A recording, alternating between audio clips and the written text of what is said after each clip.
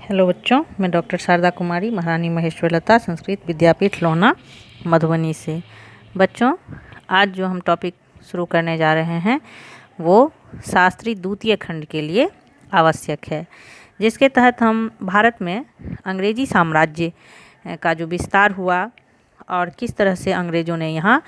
जो व्यापार करने के लिए आए थे और उन्होंने यहाँ राजनीतिक और आर्थिक दोनों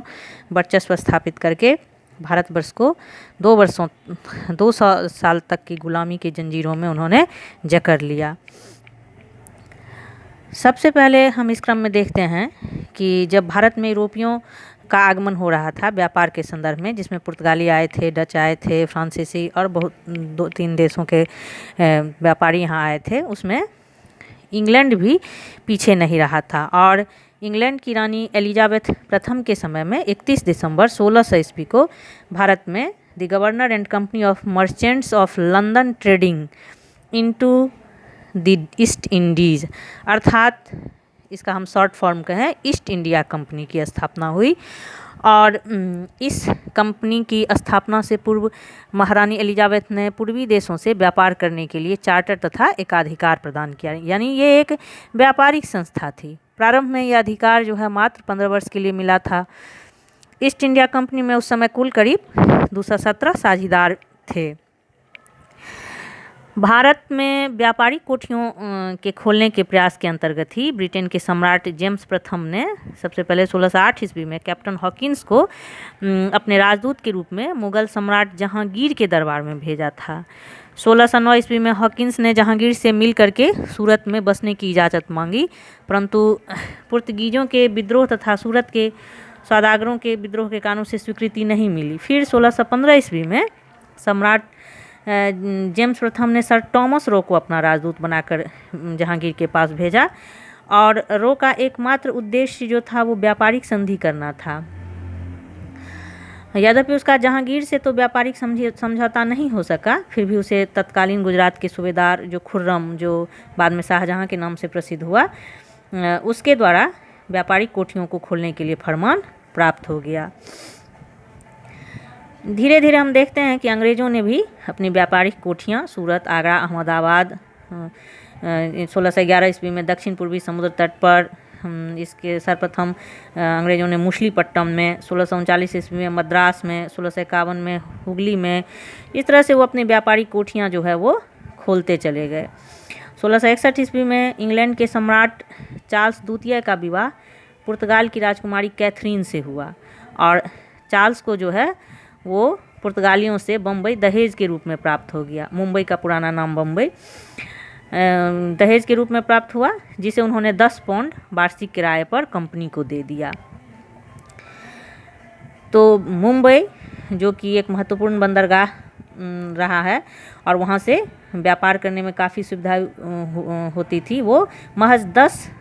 पाउंड में जो है वो इस व्यापारिक कंपनी को मिल गया। धीरे धीरे हम देखते हैं कि अंग्रेज़ों ने यहाँ की राजनीतिक स्थितियों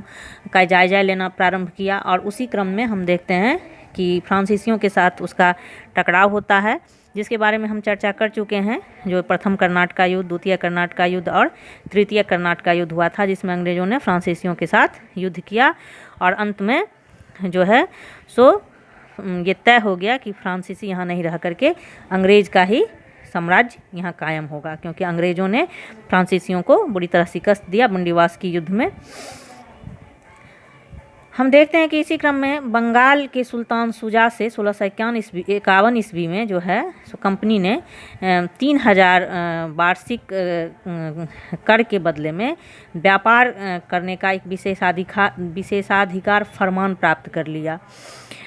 और धीरे धीरे अंग्रेज़ों का मुगल राजनीति में जो है हस्तक्षेप प्रारंभ हो गया। 1686 ईस्वी में हुगली को लूटने के बाद अंग्रेज और मुगल सेनाओं में संघर्ष हुआ, जिसके परिणाम स्वरूप कंपनी को सूरत, मुछलीपट्टम, विशाखापत्तनम आदि कारखानों से अपने अधिकार खोने पड़े, परंतु अंग्रेज़ों द्वारा क्षमा याचना करने पर औरंगजेब ने उन्हें 1.5 लाख रुपया मुआवजा देने के बदले पुनः व्यापार के अधिकार दे दिए, और 1691 ईस्वी में एक फरमान निकाला जिसमें 3,000 रुपये के निश्चित वार्षिक कर के बदले बंगाल में कंपनी को सीमा शुल्क देने से छूट दे दी गई। 1698 ईस्वी में कंपनी ने 3 गांव सूतानती, कोलकाता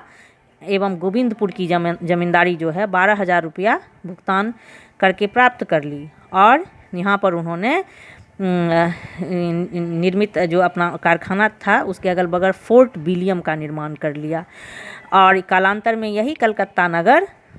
जो है यही तीनों जो सूतानती, कोलकाता एवं गोविंदपुर की जमींदारी से मिलाकर बना वही कलकत्ता नगर के नाम से जाना गया, जिसकी नींव जो है जॉब चारनाक ने दी थी। सबसे पहले अंग्रेज अपने साम्राज्य को विस्तृत करने के क्रम में हम देखते हैं कि उन्होंने बंगाल को अपना मुख्य जो है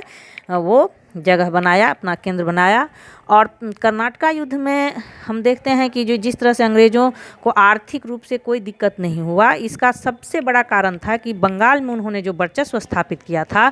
और बंगाल की आर्थिक स्थिति बहुत ही मजबूत थी और उनसे उनको काफ़ी आर्थिक लाभ मिल रहे थे। उसके बदौलत उन्होंने यानी पूरे भारत में जब धीरे धीरे उन्होंने अपने साम्राज्य का विस्तार करना प्रारंभ किया तो उसकी जड़ हम देखते हैं कि बंगाल में छुपी हुई थी और बंगाल के आर्थिक दोहन से जो उनको आर्थिक समृद्धि प्राप्त हो रही थी, उन्होंने अंग्रेज़ों को साम्राज्य विस्तार के क्रम में महत्वपूर्ण भूमिका अदा की थी। अब इसके अगले क्लास में हम देखेंगे कि अंग्रेज़ों ने किस तरह से बंगाल पर आधिपत्य करने के क्रम में जो है प्लासी का युद्ध लड़ा। उसके बाद 23 जून 1757 ईस्वी को प्लासी का युद्ध हुआ, जिसमें मीर जाफ़र की गद्दारी ने, जो सिराजुद्दौला था बंगाल का शासक, उसका जो सेनापति था मीर जाफ़र, उसकी गद्दारी ने जो है सिराजुद्दौला को परास्त करवाया। फिर बक्सर का युद्ध और इस तरह से धीरे धीरे हम देखते हैं कि अंग्रेज़ों ने अपना पांव पसारना शुरू किया। और इस बात से हम सभी अवगत हैं कि ये जो क्रम चला अंग्रेज़ों के साम्राज्य विस्तार का और भारत के आर्थिक दोहन का, राजनीतिक वर्चस्व स्थापित करने का, और जो ये क्रम चला वो अंततः 1947 ईस्वी में जाकर के ख़त्म हुआ।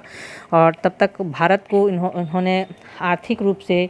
भी पूरी तरह से कंगाल बना दिया था। सामाजिक स्तर पर बहुत सारे स्तरों पर इन्होंने भारत को कमज़ोर कर दिया था। तो इस क्रम में हम आगे फिर अगले क्लास में चर्चा करेंगे। धन्यवाद।